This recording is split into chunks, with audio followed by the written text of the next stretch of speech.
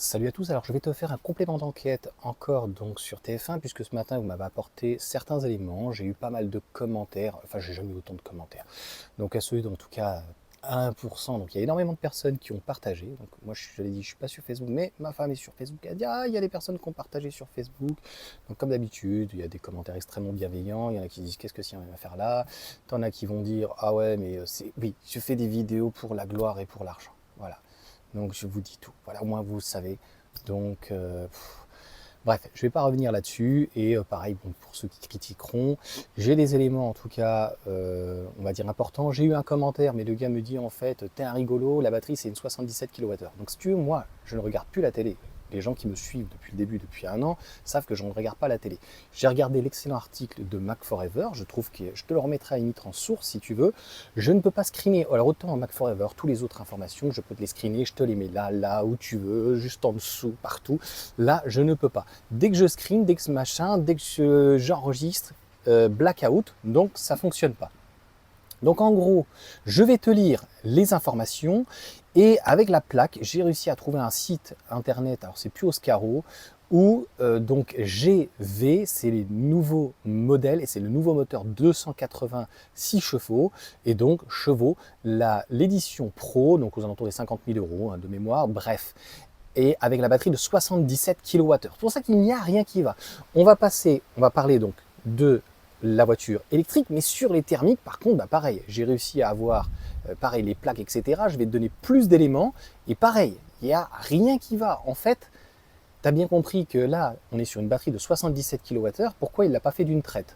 Et je vais t'expliquer en fait pourquoi, tu vas voir, ça va être très simple.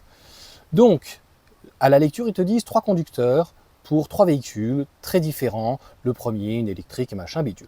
Nous allons parcourir 310 km, départ, voilà, Villeneuve d'Ascq et dans le nord, machin, Étretat. Donc d'ailleurs, il y a eu beaucoup de commentaires, des personnes qui disent je comprends pas, moi je le fais régulièrement, il n'y a aucun problème, pourquoi il est sorti de l'autoroute, pourquoi ceci, pourquoi cela, tu vas voir.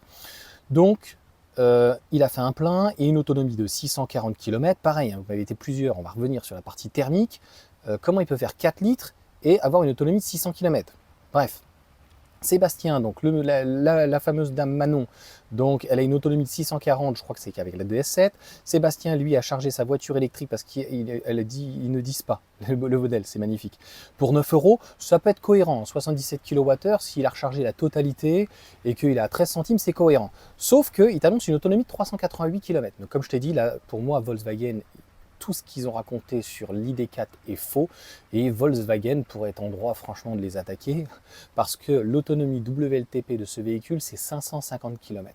Alors après c'est comme ma Mégane, elle est calculée en fonction de ta consommation, elle peut être de 480, mais pour être à 388 km, tu as bien vu que sur l'autoroute, enfin quand il est sorti ou qu'il était sur l'autoroute, franchement c'est un détail, il a voulu essayer de recharger donc sur une borne rapide de 130 ou je sais plus combien, bref, à 100% et je pense qu'il est parti pas avec 100%, il est parti avec 80%. Il a dit qu'il a rechargé toute la nuit ou quoi que ce soit et en gros pour avoir 388 km au compteur, sachant qu'ils n'ont pas fait que de l'autoroute. Et puis, l'autoroute n'est jamais à côté de chez toi, tu vois, donc les 310 km, et pareil, quand tu arrives sur place, tu n'as jamais l'autoroute, c'est très rare qu'il y ait directement là où tu veux arriver. Donc, quant à Jack, il a fait le plein de sa voiture, donc hybride, donc c'était bien la dame, la DS7, pour 85 euros, 700 km d'autonomie. C'est plutôt cohérent en essence, à peu près un 70, tu vois, 85 euros, donc une cinquantaine, tu vois, de litres. Encore une fois, on est un peu biaisé parce qu'ils te disent 80 euros, on ne sait pas combien est le litre et combien il a fait le plein en fait. C'est-à-dire, est-ce qu'il est parti de début? Je pense pas. En tout cas, quand il était à priori à 100%, qu'il a fait ses 85 euros de plein, il avait 700 km d'autonomie. Donc c'est cohérent pour un véhicule, pareil, on va revenir dessus, qui fait entre 6 et 8 litres et pas 9 litres. Pareil, n'importe quoi.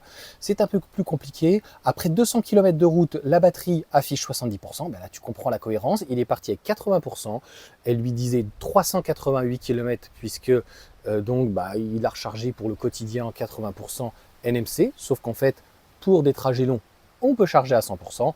Tesla le dit, ma Renault le dit, et Volkswagen aussi doit le dire, avec un planificateur qui est beaucoup mieux aujourd'hui sur le nouveau modèle. Je te dis, GV, c'est des véhicules qui ont quelques semaines, vraiment quelques mois.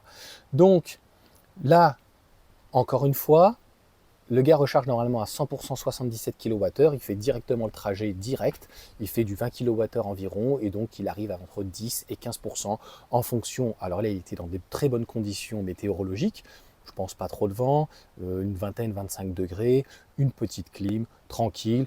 Donc en gros, la seule chose qui peut être pondérante sur l'ID4, ça peut être d'être à 130. Voilà, après tu peux rouler à 110, 120, chacun fait comme il veut.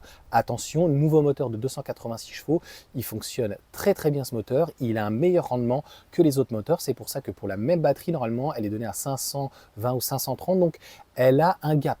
Même si c'est du WLTP, s'il y a un gap au niveau du WLTP, c'est que il y a un meilleur rendement. Et donc voilà, c'était que au niveau du moteur, parce qu'il n'y avait pas de changement au niveau du véhicule, au niveau de la carrosserie. Comme pour le modèle 3 par exemple, Highland. À la recherche d'une borne électrique, bon là c'est toute l'histoire, nanana. Le moteur essence s'enclenche régulièrement, donc voilà. Je pense avoir été clair donc, sur la partie électrique. Tu me diras ce que tu en penses, mais pour résumer, il est pour moi batterie de 77 kWh, il est parti à 20%, à 80%. Quand il a fait 200 km en fait, mixte, un peu d'autoroute nationale et peut-être de ville pour partir. En gros, 200 km, il est arrivé à 28% ou 30%. Et en gros, il s'est dit, je vais recharger. Et tu as bien compris toutes les incohérences. Tout est faux. Donc, la personne en hybride rechargeable a fait 9 litres. Il te le marque dessus. Donc, si tu veux, voilà, je peux te le mettre ici, c'est stipulé. Alors tu vois, c'est à l'envers malheureusement. Donc, 9 litres. Donc là, je pourrais te faire une incrustation si tu veux. Je te le mettrai ici. Le Tucson est entre 6 et 8. 9, c'est excessif. Donc en ville, il ne peut pas faire ça. Il faudrait qu'il soit peut-être à 150 km/h. Ou alors dans ces cas-là, que tu n'aies pas enclenché tous les rapports de la boîte de vitesse. Mais par contre, la DS7, qui est la dernière en diesel, puisque le nouveau 3.8 n'a plus de diesel, et d'ailleurs, petite parenthèse, l'IE-Charge jusqu'à la fin août, c'est vrai, j'avais fait une vidéo juillet-août, parce que je n'y suis pas retourné depuis, parce que moi je l'ai trouvé très très bien, ces IE-Charge, j'ai jamais eu de problème quoi que ce soit.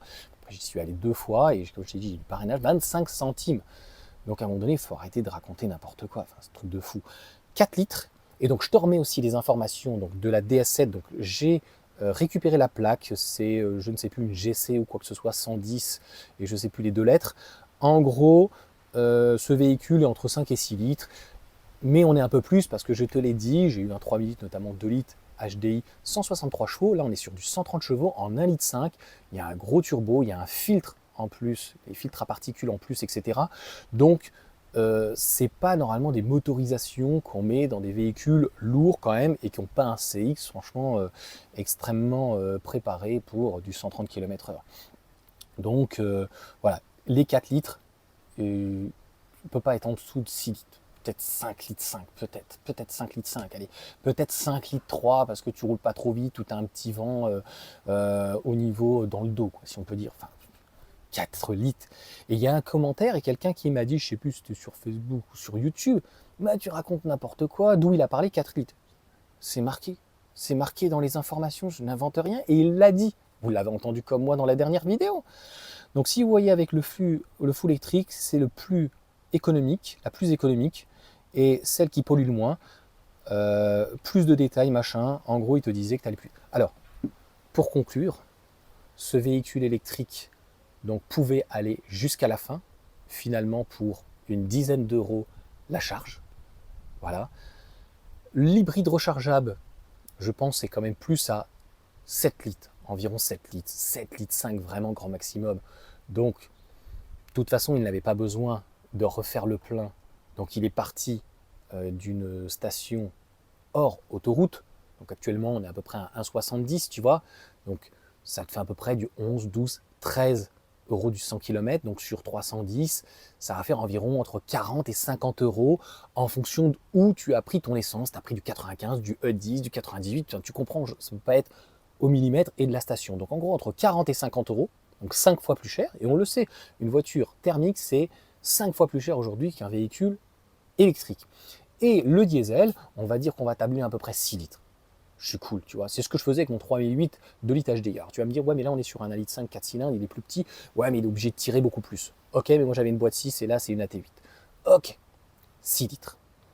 6 litres, là il est un peu moins cher en ce moment le diesel. On va compter un 50. Donc ça te fait 9 euros. On va dire, on arrondit à 10 euros. 10 euros, ça te fait donc 30 euros, un peu plus de 30 euros.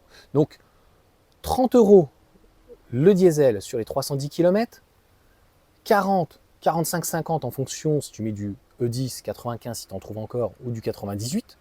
Voilà.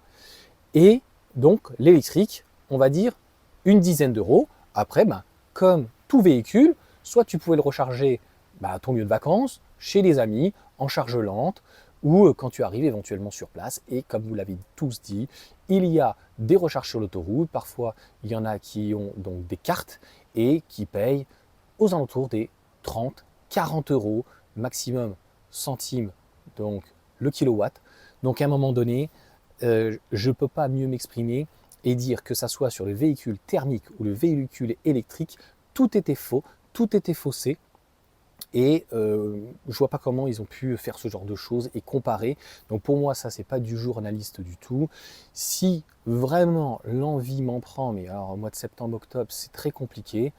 Il faudrait partir donc du nord et donc de faire le même trajet avec à la limite les 3 véhicules et surtout le DS7 en HDI où c'est complètement faux. Parce que pour l'électrique, tu as bien compris que 77 kWh dans 286 chevaux, et on a quand même, attends, si on devait comparer à prix à peu près égal, hein, une ID4 qui fait 286 chevaux, qui de mémoire est aux alentours des 6 secondes, hein, et de l'autre côté, un DS7 qui, DS, n'a que le nom en termes de prestige, hein, parce que 130 chevaux, ça fait quand même pas rêver en traction, qu'une belle petite propulsion donc, avec ce type de châssis, c'est que tu n'as rien compris. Enfin, le Tucson, de mémoire, je crois que c'est 230 chevaux.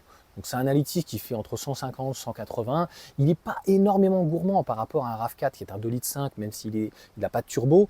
Le Altis, si tu veux, une fois qu'il va être stabilisé, c'est entre guillemets sa force.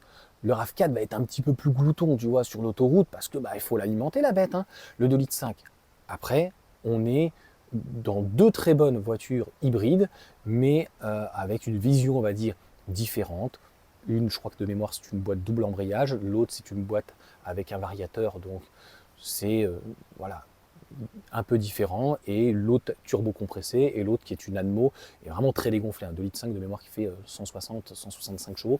Donc, c'est assez peu, mais c'est la manière en tout cas que Toyota a faire. Donc, encore une fois, la Toyota, en l'occurrence, le Tucson Hyundai surestimé, l'électrique qui aurait pu aller jusqu'à la fin, et le diesel où, d'ailleurs, comme je t'ai dit dans la vidéo, c'est complètement incohérent.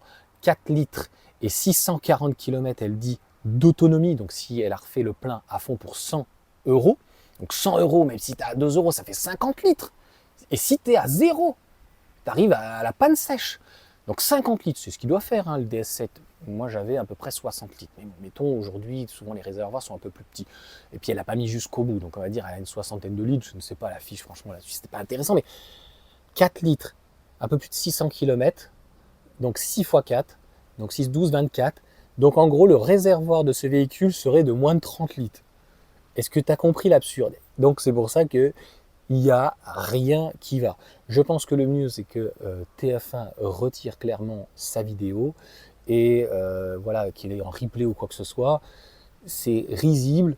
Et pour ceux qui se disent, voilà, c'est à mon niveau, au niveau des vidéos, attaquable, écoute, qui viennent m'apporter la preuve. C'est surtout, je te dis, sur le DS7 qui me choque, ce HDI 1,5 litre, 130 chevaux, 4 litres, ils font mieux que le constructeur au niveau des chiffres.